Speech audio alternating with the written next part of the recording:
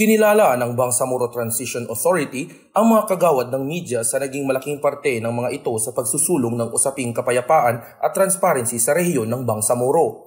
Ikinagalak na ihayag ng Bangsamoro Information Office sa isinagawang roundtable discussions ng mga mamamahayag sa rehiyon na aprobado na ang resolusyong kumikilala sa mga mamamahayag ng BARM na tumutulong sa pagsulong ng kapayapaan sa rehiyon.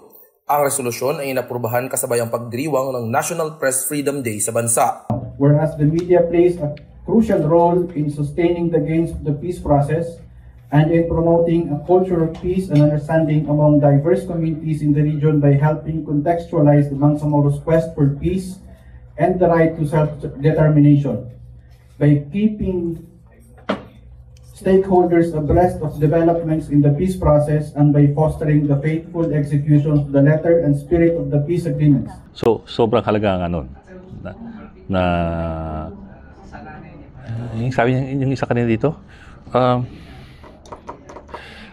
ang worry ng marami is di ba, gusto mo ng revolutionary reform.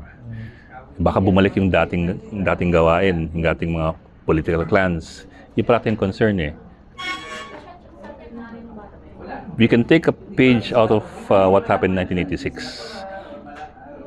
Inasahan na marami ng magbabago ang maraming bagay. Medyo napabayaan natin. So, bumalik yung dating problema. Yun din, I think, yung magiging issue natin as reporters dito sa BARM. Make sure na mga dating problema hindi bumalik at yung nasimulan ng mga reforma tumuloy-tuloy. So, yun ang challenge. Sa nasabing resolusyon, inihayag ang pagkilala sa mga karapatan ng mga mamamahayag na ipaalam sa publiko ang mga napapanahong pangyayari sa rehiyon na dapat umanong maintindihan ng mga mamamayan. Whereas the media is instrumental in keeping the public well-informed about important developments in the BARM, in encouraging civic engagement and in promoting moral governance. Whereas the Bangsamoro government recognizes the vital role of media in ensuring transparency and accountability in government and will continue to foster an enabling environment for press freedom, ensuring media practitioners can carry out their duties without fear of intimidation and responsible journalism can thrive. Umaasa naman ngayon ang mga mamamahayag sa rehiyon na makakatulong ang nasabing resolusyon lalo na sa seguridad ng mga ito.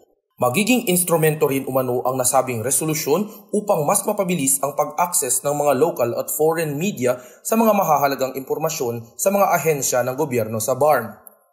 Ako si Kirk Soriano para sa Kutang Bato News.